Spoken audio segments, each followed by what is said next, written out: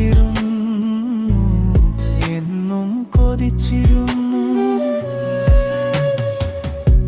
ഓർമ്മതൻ ജാലകം മെല്ലെ തുറന്നെന്നിൽ ഒരു ചെറു കാറ്റായി എന്നിൽ പടർന്നു.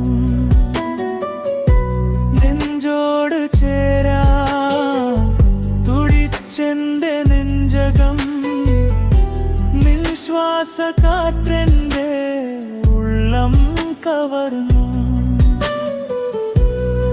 ഇനിയുള്ള ജന്മവും നിന്നരികിൽ മാത്രം എൻ പ്രിയേ, നീ ജന്മസാഫല്യം.